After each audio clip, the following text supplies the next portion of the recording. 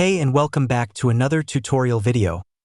In this video we will find out the best free photo editor for mobile phones in 2025 between Lightroom Mobile and Snapseed.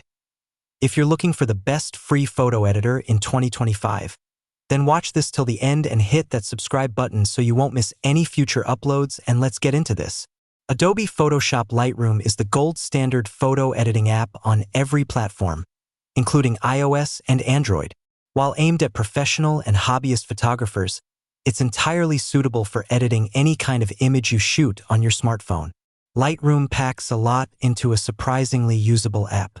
It's one of the best photo catalog apps, so you can use it to sort and organize your images, or even back them up to Adobe's cloud storage.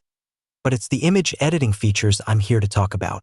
All the basic tools you need to edit your images are included for free, including things like curves and the ability to save your own presets. You can tweak exposure, color, contrast, crop, and everything else. It's available as part of a few different Creative Cloud plans that also include Adobe Photoshop, the desktop versions of Lightroom, and various amounts of cloud storage.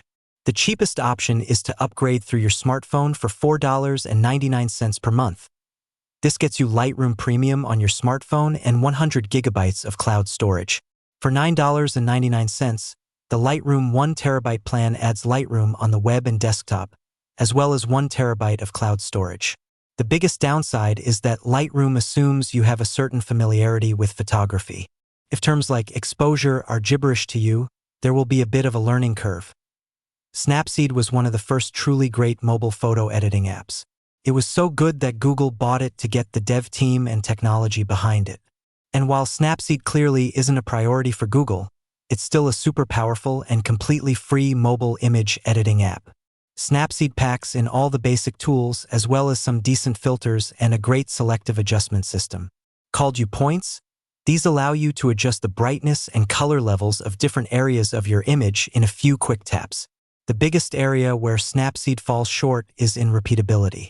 You can reapply your last set of edits to a new photo, but you can't create presets or batch process images. If you're concerned with having a specific look for all the images on your social media accounts, it's probably not the best app to use. But if you want a free, powerful, easy-to-use mobile image editor, you otherwise can't go wrong.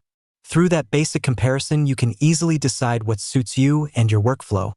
Thank you so much for watching this video, and make sure to subscribe for more quick and easy tutorials like this.